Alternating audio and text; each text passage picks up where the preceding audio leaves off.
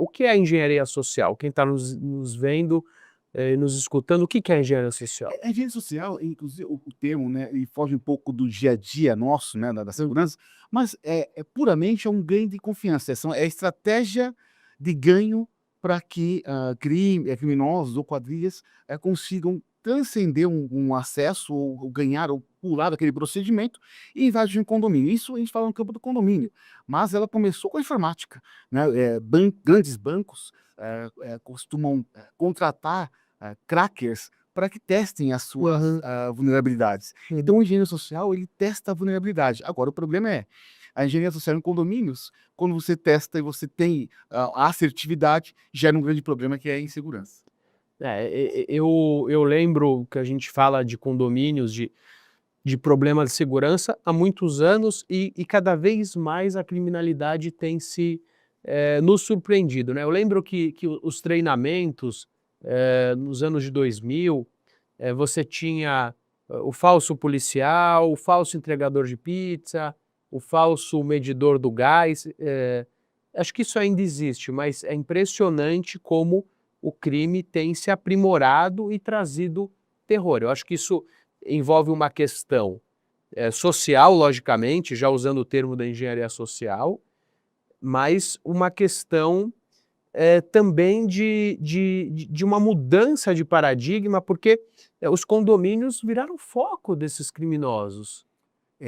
Doutor, você entrou num assunto muito importante, porque, no mercado, né, a todo tempo a gente fala muito sobre, quando fala em segurança, fala muito sobre bloqueios físicos. Você fala sobre o que você enxerga. Uhum, A engenharia social fala sobre o que você não enxerga. uhum. Comportamento. E a gente acha que é somente uma questão de temporária ou foi só pontual, mas não. Se formos analisar, há 20 anos, começou no Rio de Janeiro, o Pedon é um jovem, filho de um policial civil, usuário de drogas. Quando ele começou a gerar tipos de crimes, ele falou: "Pô, eu não quero enfrentamento". Ele era bem aparentado, pegou 2 amigos, falou: "Vamos invadir prédios de luxo". E começou a invadir e gerava tanta assertividade que virou a profissão dele. Ou seja, o comportamento eu vejo cada vez mais complexo, porque acaba entrando no emocional, ele vem ganhando muita força. E o condomínio enxerga muitas vezes o bloqueio físico, o treinamento que se fala, mas não faz, né, ou seja, é muito espaçado o treinamento, e eles perceberam realmente essa brecha do ganho da confiança, que é um golpe tradicional, que é o que acontece mais hoje no Brasil. E você tem uma questão também, que daí não é uma engenharia social, uma hierarquia social, que o porteiro tem medo, do não do morador, então isso também gera, né, eu tenho acompanhado algumas: "Não, eu sou morador", "Não, não lhe conheço", "Não, não, é minha tia", "Como você não vai abrir a porta? Você sabe com quem você está falando?". Então a gente infelizmente, nesse país, tem o "você sabe com quem você está falando", e aquele porteiro ele não tem ele tem receio de perder o emprego, e ele acaba abrindo a porta. Eu vou pegar um caso que aconteceu comigo, doutor. Você comentou um ponto muito importante. Veja que eu fui convidado para um condomínio numa outra cidade, por indicação, regional ali, né, porque não tinha consultor na Uhum. cidade. Quando eu cheguei lá, eu vou resumir, tá. Quando eu cheguei, eles, custava dizer a imaginar que eu era o consultor. Uhum. E aí gerou uma certa hostilidade, porque quando eu entrei no salão de festas, um deles até um pouco desconfortável, ainda não havia sentado, um dos conselheiros, olhou para mim e falou assim: "Mas você trabalha em qual prédio aqui na região?". Aí eu falei o nome de um prédio que já era meu cliente, um prédio altíssimo padrão, e ele pegou o celular na hora para confirmar com o prédio sobre a minha ação lá. E aí eu nesse momento eu falei: "Poxa, a hostilidade gera o afastamento". Uhum. Imagina o porteiro como ele deve tratar, né, o porteiro, Sim, como ele sim, não tem sim. essa vontade de fazer uma triagem de um parente dele. E eu falei assim pra ele: "Posso continuar?". Depois que ele confirmou: "Pode".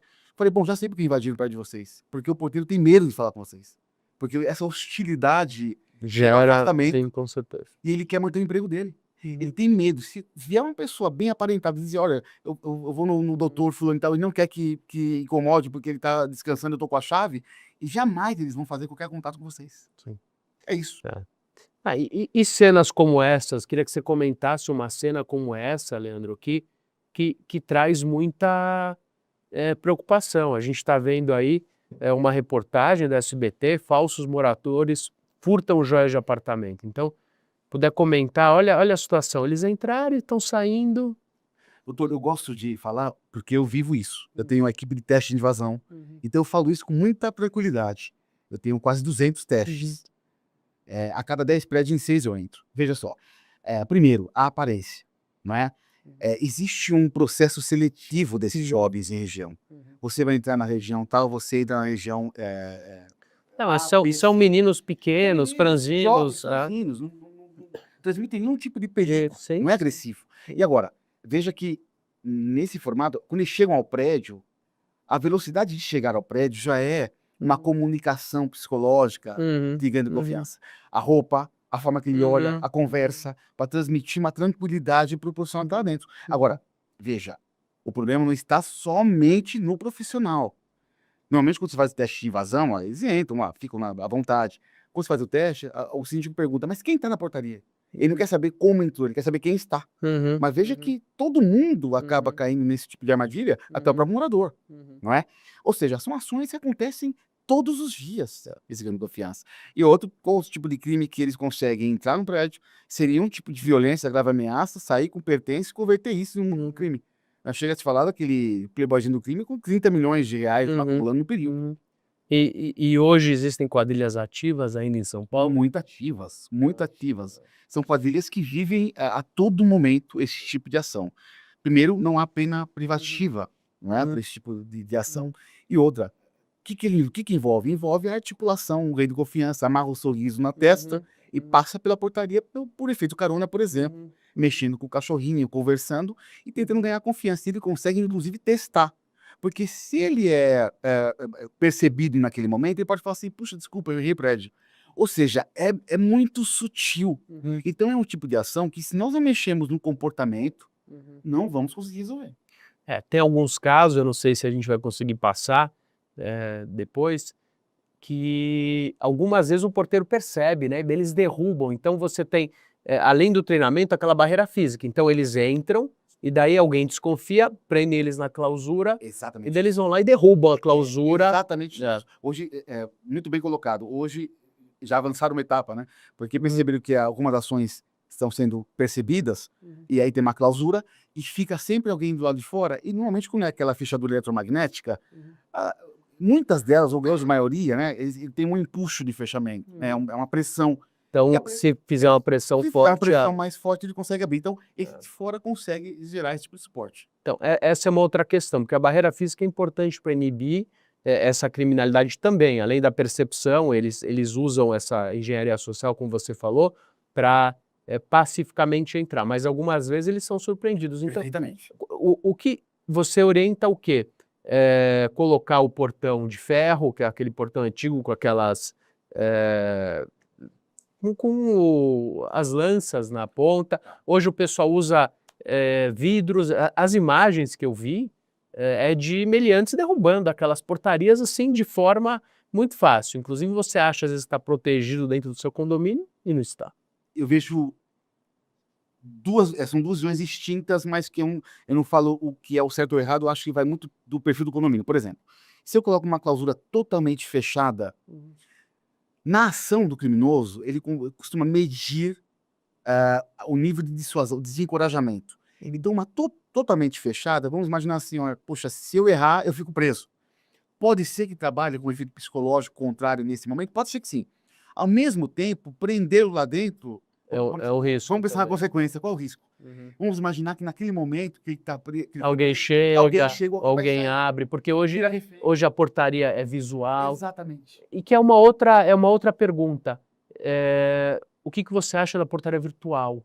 Porque ela tem cada vez mais a gente vê portaria virtual. Antes era por conta do baratear o custo e hoje o pessoal diz que é mais segura. O que você acha? Eu fiz um estudo profundo sobre isso, doutor, porque eu queria primeiro desmistificar e tirar essa briga, esse conflito entre a presencial e a remota, até porque tem campo para todos. O que eu vejo quando você pega a estatística de invasões em prédios presenciais e remotos, considerando que não chegamos a 2% de portarias remotas no Brasil, não temos 10 mil portarias remotas ainda no Brasil. Quando você leva para uma ordem proporcional, o número de invasões de remota e presencial é praticamente o mesmo. Então, levando para ordem proporcional, número de prédios remota por número de invasões. número de prédios presidenciais, por Aham. razões. Eu vi esse cálculo. Falei, poxa, então por que a gente discute o que é mais ou menos? Eu vejo que essa discussão do que é mais seguro ou menos vem antes. Uhum. Vem pela cultura. Por exemplo, tem condomínios que um por andar, ou sei lá, 20 apartamentos, que eles querem presencial. Teria um perfil para remota, se for pensar bem, teria. Mas eles querem presencial por uma sensação de segurança. A sensação não é a segurança, mas ela É a um sensação, sim, com certeza. então eu vejo que não existe mais mais seguro ou menos. O que existe é comportamento. Acho que um prédio que trabalha o seu comportamento independe do perfil da portaria.